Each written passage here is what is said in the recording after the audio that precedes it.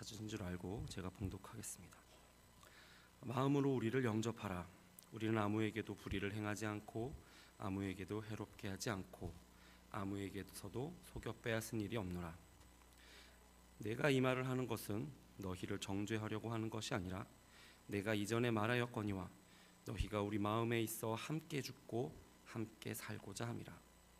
나는 너희를 향하여 담대한 것도 많고 너희를 위하여 자랑하는 것도 많으니 내가 우리의 모든 환난 가운데서도 위로가 가득하고 기쁨이 넘치는도다.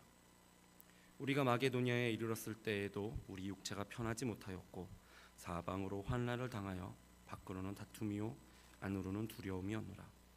그러나 낙심한 자들을 위로하시는 하나님이 디도가 오므로 우리를 위로하셨으니 그가 온 것뿐 아니요 오직 그가 너희에게서 받은 그 위로로 위로하고 너희의 사모함과 애통함과 나를 위하여 열심히 있는 것을 우리에게 보고함으로 나를 더욱 기쁘게 하였느니라. 아멘. 함께 기도하겠습니다. 하나님, 우리에게 말씀을 주시고 주의 말씀을 깨닫게 하시고 그 말씀대로 살도록 하여 주시옵소서. 감사하며 예수님의 이름으로 기도합니다. 아멘. 예수님께서 부활하시고 하늘에 오르시기 전에 제자들에게 하셨던 말씀이 있습니다. 여러분들이 잘 아시는 말씀입니다. 너희는 가서 모든 족속으로 제자를 삼아 아버지와 아들과 성령의 이름으로 세례를 주고 내가 너희에게 분부한 모든 것을 가르쳐 지키게 하라. 그리스도의 지상명령이라고 불리는 이 말씀은 저와 여러분 모두가 해야 할 이 복음 전파에 매우 중요한 한 측면을 잘 보여주고 있습니다. 이 구절에는요 4개의 동사가 나오는데요.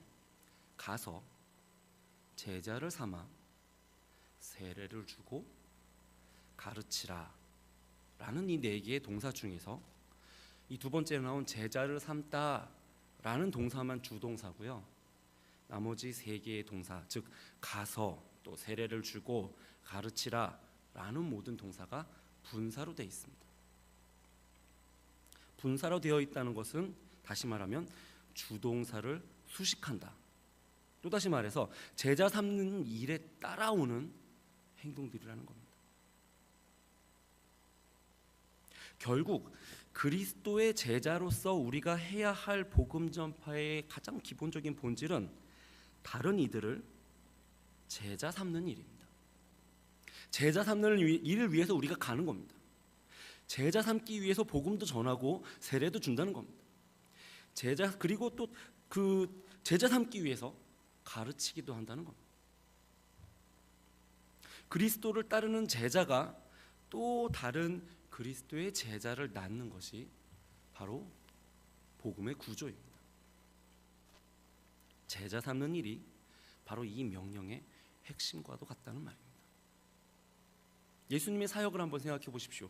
물론 십자가에서 죽으시고 부활하신 그 구속의 사역이 가장 중요합니다. 그러나 예수님의 공생의 3년을 돌아보면 결국 주로 하셨던 것이 뭐냐? 3년 동안 12명을 데리고 다니시면서 훈련시키신 겁니다. 제자들을. 예수님께서 하늘로 올라가신 이후로 수없이 많은 그리스도의 제자들이 또 그 제자들의 제자들이 이 복음을 위해서 헌신했습니다. 오늘날을 살아가는 우리들 모두 역시 이 복음을 위해서 부르심을 받은 그리스도의 제자들입니다. 아멘이십니까? 그리고 오늘 우리는 또 다른 그리스도의 제자였던 사도 바울의 편지를 읽고 있습니다. 여러분 그 찬양 아십니까? 예수님처럼 바울처럼 그렇게 살 순 없을까? 그런데 여러분, 이 가사가 여러분에게 매우 편하십니까? 저는요 왠지 이 노래를 부르다 보면 이렇게 마무리를 해야 될 것 같은 기분이 들 때가 있습니다. 예수님처럼 바울처럼 그렇게 살 순 없단다. 그런 생각 들어본 적 없으십니까? 가끔씩 우리는요, 나는 예수님도 아니고 나는 바울도 아니잖아요 라고 항변하는 사람들을 만나기도 합니다. 아니, 어쩔 때는요 우리 스스로도 그렇게 항변합니다. 여러분, 바울처럼 산다는 게 이거 얼마나 어려운 일입니까? 예수님처럼 산다는 것이 이거 가능하기는 한 일입니까? 그런데요, 크리스찬이 된다는 말은, 기독교인이 된다는 말은 방금 전에 말씀드렸죠, 그리스도를 따르는 그리스도의 제자가 또 다른 그리스도의 제자를 낳는 이 복음의 구조 속으로 들어간다는 말입니다. 내가 누군가에 의해서 그리스도의 제자가 되었고 이제는 내가 또 누군가를 그리스도의 제자로 만들어야 한다는 말입니다. 누구처럼요? 예수님처럼요. 또요, 바울처럼요.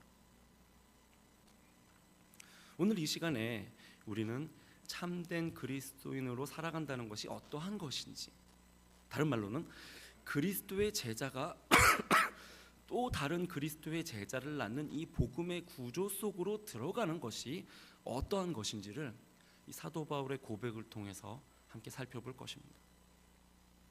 나는 사도 바울도 아니고 나는 그렇게 못 살아요 라고 말할 것이 아니라 바울처럼 산다는 것이 어떤 것인지 살펴보고 우리에게 능력 주시는 주님 안에서 그런 삶을 살 수 있도록 기도하게 되시기를 바랍니다. 첫 번째로요, 우리는 복음 안에서 마음을 사고 파는 장사꾼들입니다. 우리는 복음 안에서 마음을 사고 파는 장사꾼들입니다. 무슨 말입니까? 복음의 전파는 죄송합니다. 마음과 마음을 통해서 이루어진다는 말입니다. 제자가 또 다른 제자를 낳는 이 구조는요, 마음이라는 기초 위에서 세워진다는 말입니다. 대학 시절에 저는 CCC라는 선교단체에 있었습니다. 근데 이 CCC를 비롯한 여러 대학생 선교단체의 전도 방식이 전성기를 이룬 것이 대략 한 7, 80년대 정도였는데요. 어떤 식으로 하냐면요, 이렇습니다. 이를테면 사형리처럼 이렇게 복음의 내용을 단순하게 잘 정리를 해서 그거를 이해를 시킵니다. 그렇죠? 하나님은 당신을 사랑하시고 당신을 위한 놀라운 계획을 가지고 계십니다. 그런데 우리는 죄 때문에 하나님의 영광에 이르지 못합니다. 그리스도만이 참된 하나님께로 우리와 하나님을 연결해 줄 수 있는 참된 길이십니다. 진료 생명이십니다. 그러므로 그리스도를 영접하십시오. 이런 내용으로 되어 있는 잘 정리된 그런 내용들을 읽어주고 같이 보면서 이해를 시킵니다. 그리고 나면 이 복음을 받아들이시겠습니까? 라고 묻습니다.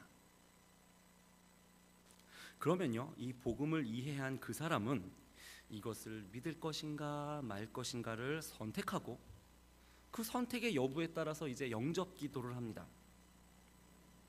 그럼 이제 뭐 예수님을 영접합니다. 나의 구주로 모시고 영접합니다. 나의 주님이 되어 주십시오. 이런 기도를 하지요. 여기에는 뭐 이런저런 문제가 있을 수 있는데요.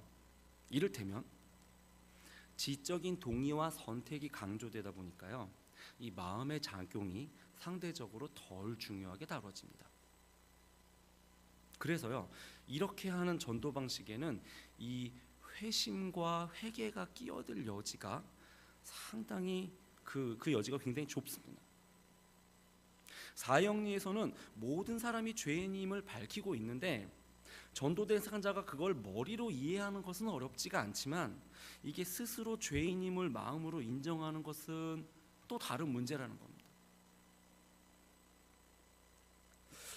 복음을 듣고 선택하고 같이 손 붙들고 영접 기도까지 했는데 그러고 나면 좀 뻘쭘해질 때가 있습니다. 약간 이게 다야? 라는 생각이 들 때도 있습니다. 머리로만 전하는 복음의 맹점입니다. 물론 여기 CCC 출신인 분이 계시다면 이 CCC 전도와 양육이라는 게 단순히 머리로만 하는 것이라는 말에는 동의하지 못하실 겁니다. 저도 좀 과장을 한 거죠. CCC의 양육이라는 게 순장과 순원 사이의 어떤 영적인 교감으로 이루어진다는 사실은 저도 잘 알고 있습니다. 아무튼 바로 이 지점, 영적인 교감 그리고 마음의 작용, 이 지점이 오늘 사도 바울이 보여주는 복음의 한 단면입니다. 우리는 복음 안에서 사람들의 마음을 얻어야 된다는 말입니다. 그렇게 우리의 마음을 주고 그들의 마음을 얻어야 됩니다. 오늘 본문의 사도 바울의 고백을 들어보십시오. 2절입니다. 마음으로 우리를 영접하라. 다시 말하면 우리를 너희 마음으로 받아들여라. 또 다시 말하면 내 마음을 사라, 이 말입니다. 계속해서 읽어보겠습니다. 우리는 아무에게도 불의를 행하지 않고 아무에게도 해롭게 하지 않고 아무에게도 속여 빼앗은 일이 없노라. 느껴지십니까? 바울이 이 고린도 교회 성도들의 마음을 얻기 위해서 얼마나 노력했는지가 묘사되고 있습니다. 도무지 그 사람들에게 잘못한 게 전혀 없다는 겁니다. 그들에게는 정말 좋은 사람이었다는 겁니다. 그들의 마음을 얻기 위해서 모든 신경을 집중했다는 겁니다.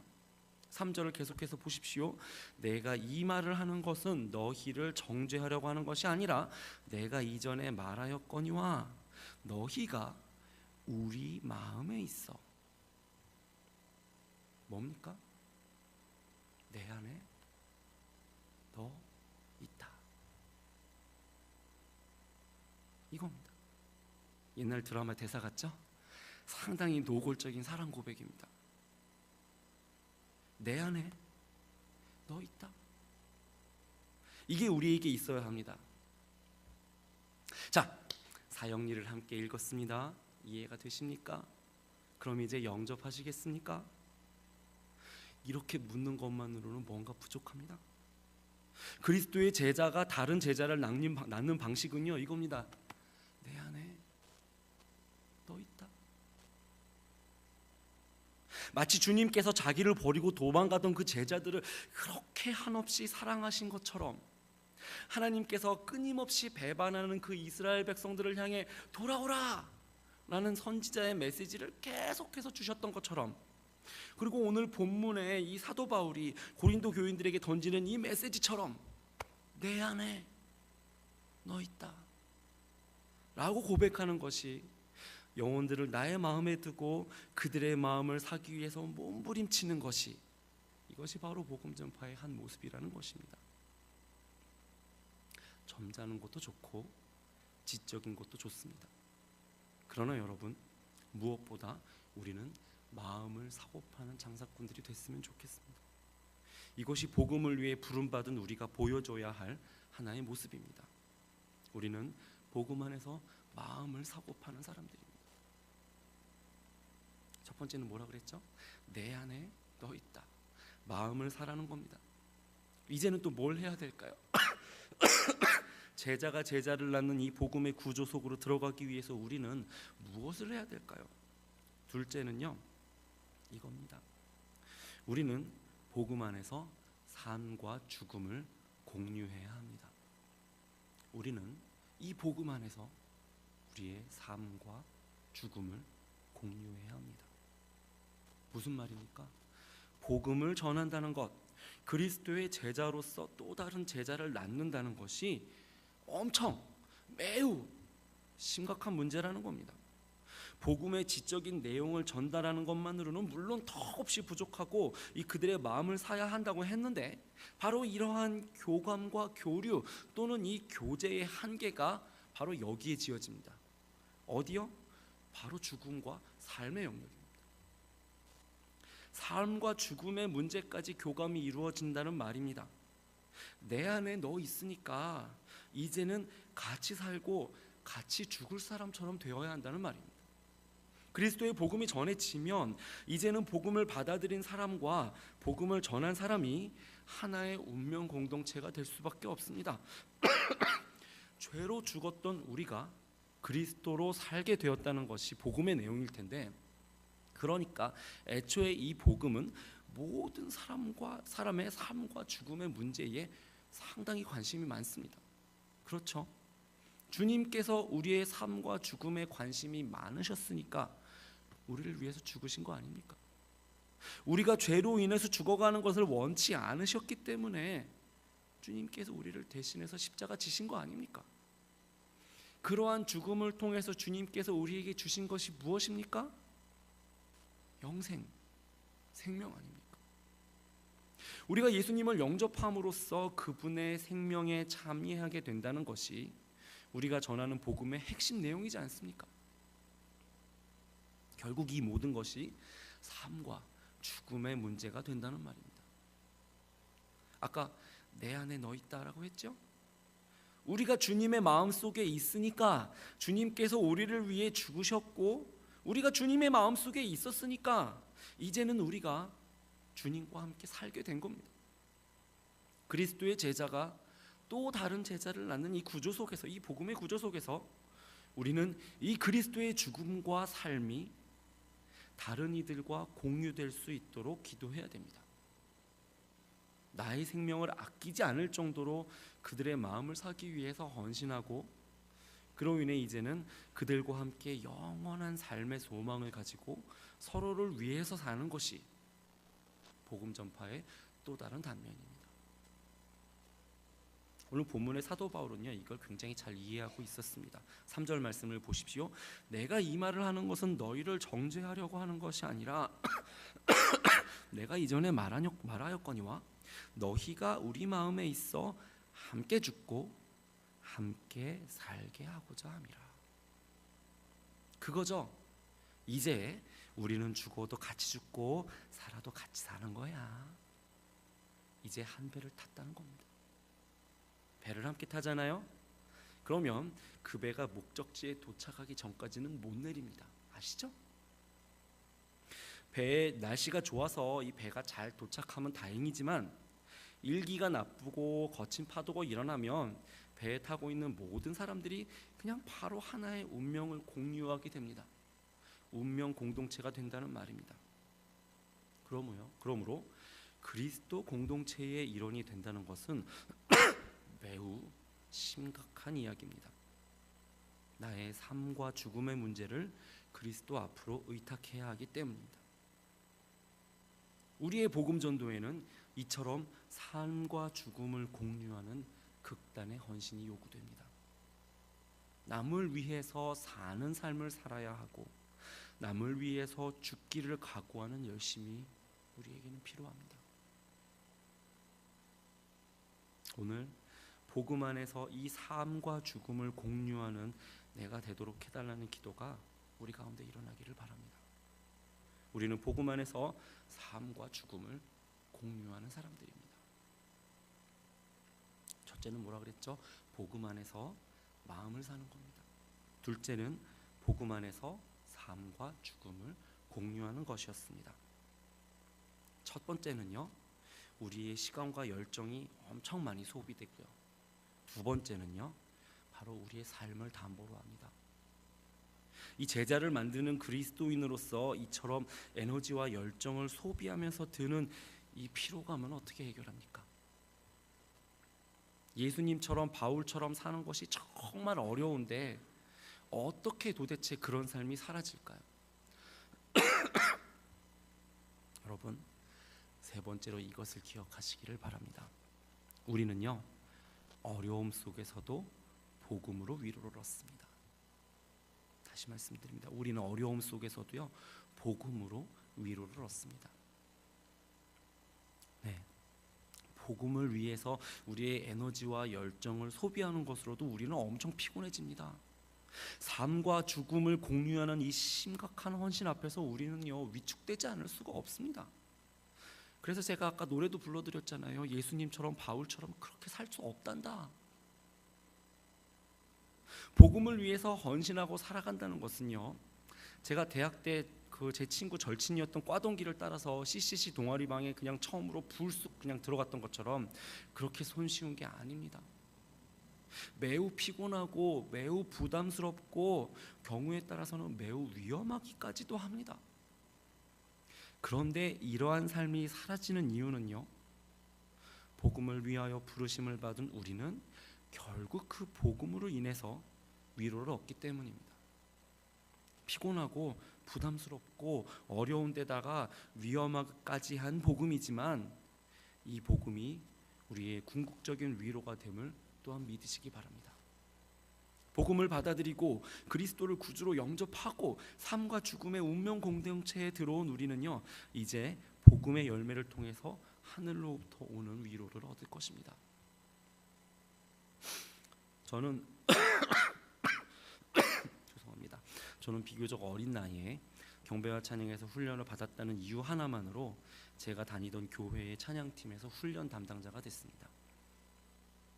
아마도 어렸기 때문에 무모하기도 했고 무식하기도 했고 신학적으로도 건전하지도 않았고, 아니 정확하게는 신학이라는 것 자체가 없다시피 했고 그냥 맨땅에 헤딩하는 것처럼 훈련을 진행했던 것 같습니다. 당시요, 이 제가 섬기던 찬양팀은 교회에서 충분히 이해받지 못해서 여러 가지로 어려움이 많았었습니다. 옛날 얘기라 그렇죠. 젊은이들이 악기랑 기재랑 전부 싸들고 가서 군성교 한번 하고 오겠다는데, 누가 억지로 보내는 것도 아니고 자기들이 다 싸갖고 가서 군성교 한번 하고 오겠다는데, 교회는 교회차가 그렇게 많은데 한 대도 지원해주지 않는 그런 환경이었습니다. 그래서 이 젊은 친구들이 커다란 키보드며 이런 거 다 들고 기차 타고 갔다 왔어요. 철원회를. 물론 선교지에서 생명의 위협을 받는 수준의 어려움과는 비교할 것도 안 되지만요, 그래도 나름의 어려움이 있었고 고단함이 있었고 피로감이 있었습니다. 그런데 내가 담당했던 지체들이 하나님을 경험하고 하나님을 섬기는 헌신을 배워가며 그 어엿한 사역자의 모습을 갖춰가는 것을 보면서 제가 힘을 얻었던 기억이 납니다. 그때 가르치던 많은 친구들이 신학을 공부하고 목사와 선교사로 헌신을 했고, 어떤 친구는 사모님이 되셔서 그 남편을 따라 제가 공부하던 고등 코넬에 와서 같이 만난 적이 있습니다. 이제는 다 서로서로 멀리 떨어져 있지만 가끔씩 이 친구들이 복음을 위해서 헌신하고 자기의 있는 그 자리에서 그리스도의 제자로 당당하게 잘 살아가고 있다는 소식이 전해져 올 때마다 저는 아직도 이 감사와 감격을 느끼고는 합니다. 이게 제게는 또 앞으로 나갈 수 있는 힘을 주기도 한다는 말입니다. 오늘 본문에 사도 바울의 고백이 바로 이렇습니다. 이거 얼마나 피곤한 삶인지 모릅니다.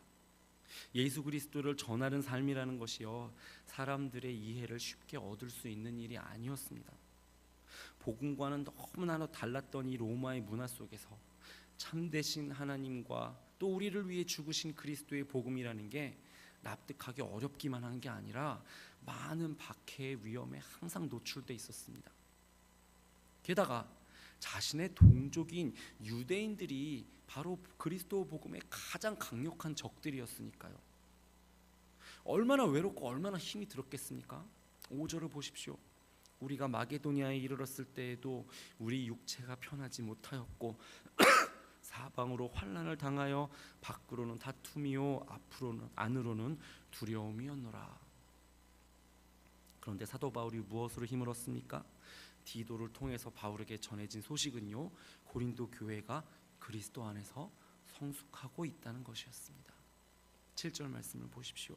그가 온 것뿐 아니요 오직 그가 너희에게서 받은 그 위로로 위로하고 너희의 사모함과 애통함과 나를 위하여 열심히 있는 것을 우리에게 보고함으로 나를 더욱 기쁘게 하였느니라. 다른 거 없습니다.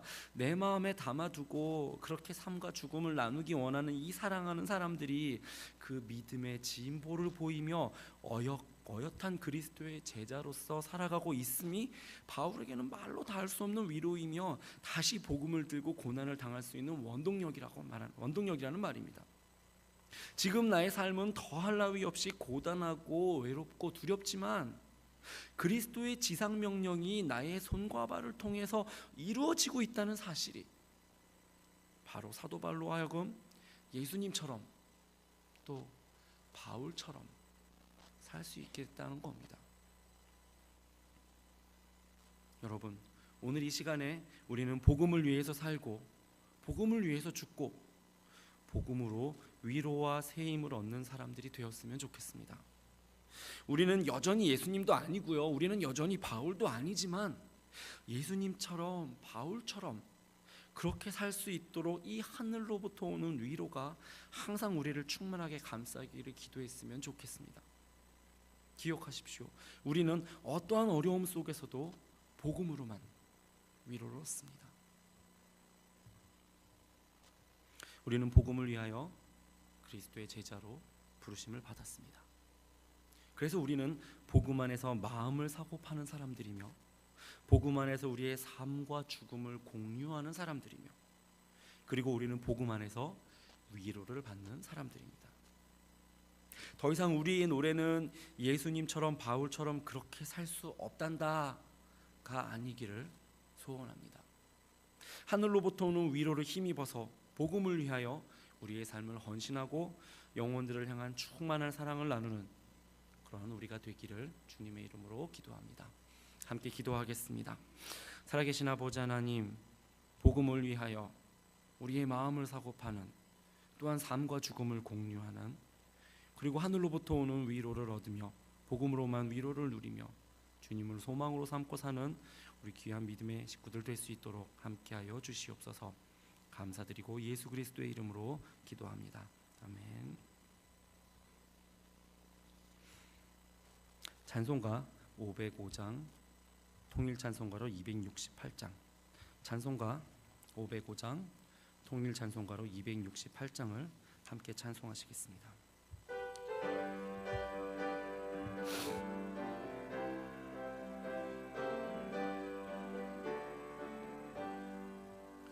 온 세상 위하여 나 복음 전하리.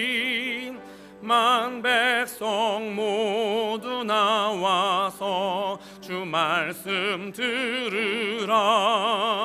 죄 중에